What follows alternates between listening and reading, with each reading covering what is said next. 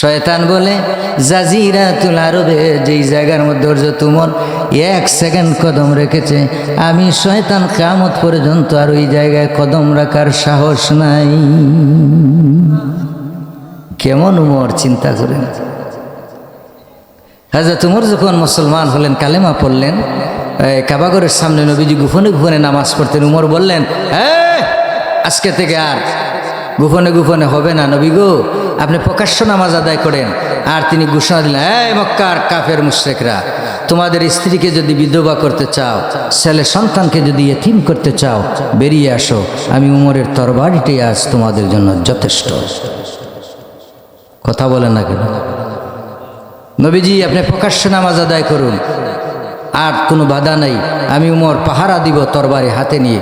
নবী বসা ছিলেন, হাদিসের মধ্যে এসেছে দাঁড়িয়ে গেছেন। নবী নিজেই বলেছেন, নারায়ে তাকবীর, নারায়ে তাকবীর।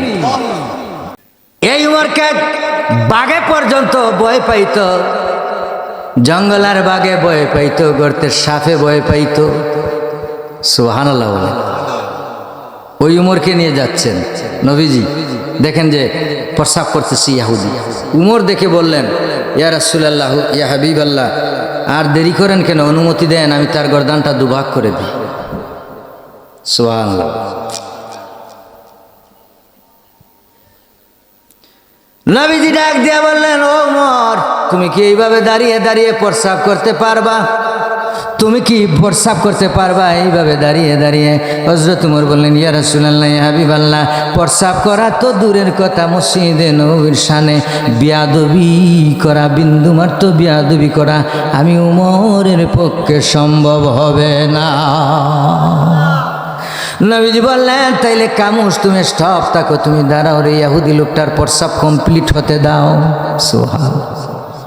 কারো প্রস্রাব করে দেশে ইসলাম কায়েম হয় না। কথা বলেন না কেন? কারো প্রস্রাব বন্ধ করে কি ইসলাম কায়েম হয়েছে? নবীজি তো কাউকে কষ্ট দেন নাই। সুবহানাল্লাহ। এবার নবীজি বললেন, তাইলে কামুস তুমি দাঁড়াও রে, ইহুদি লোকটার প্রস্রাব কমপ্লিট হয়ে যাক, প্রস্রাব শেষ হয়ে যাক, তাকে পরে তুমি ডেকে আমার কাছে নিয়ে আসবা। যদি তার প্রস্রাবের মধ্যে ডিস্টার্ব দেয়, এই মুহূর্তে প্রস্রাব বন্ধ হয়ে যায়, তার প্রস্রাবের থলির মধ্যে অবশিষ্ট প্রস্রাব থেকে যাবে, গা হয়ে যাবে, ইনফেকশন হবে, বিভিন্ন রোগ ব্যাধি হয়ে যেতে পারে। নবীজি বললেন, তাকে ডিস্টার্ব দেওয়া যাবে না, প্রস্রাবটা কমপ্লিট হয়ে যাক, প্রস্রাব শেষ করার পরে তাকে ডেকে আনবা, আমি কঠিন শাস্তি তারে দিব। এবার প্রস্রাব শেষ হয়ে গেল। নবীজি বললেন, ও যুবক, তোমাকে নবীজি তালাশ করেছেন, এদিকে আসো। কি করো? এদিকে আসো। এবার যুবকটাকে সাথে করে নবীজির সামনে নিয়ে আসলেন। তরতর করে যুবকটা কাঁপতেছে। আল্লাহু আকবার। তরতর করে যুবকটা কাঁপতেছে, চোখের পানি ছেড়ে দিয়েছে। নবীজি ডাক দিয়ে বললেন, রে যুবক, তোমার সাহস তো কম নয়, কে তোমাকে এত বড় সাহস দিয়েছে রে যুবক? ভালো তো আজকে আমি উমরের সঙ্গে ছিলাম, যদি আমি উমরের সঙ্গে আজকে না থাকতাম, এতক্ষণে তোমার গর্দান দুভাগ হয়ে যেত। ঠিক কি না? জীবনে তুমি এইভাবে, তবু এইভাবে এই ভুল কোনোদিন করবা না রে যুবক। তুমি কি জানো না, মসজিদে নববী আমাদের ইবাদতের জায়গা, আমরা ইবাদত বন্দেগী করি, আল্লাহ পাককে সিজদা করি, এটা আমাদের সিজদার জায়গা। তুমি কি করে পারলি এখানে দাঁড়িয়ে দাঁড়িয়ে প্রস্রাব করতে, এত বড় বেয়াদবি করতে?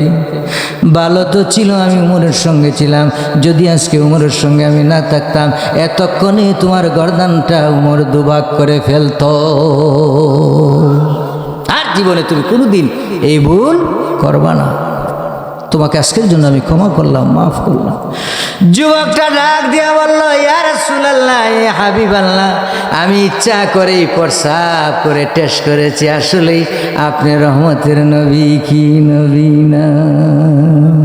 আল্লাহু আকবার বলেন।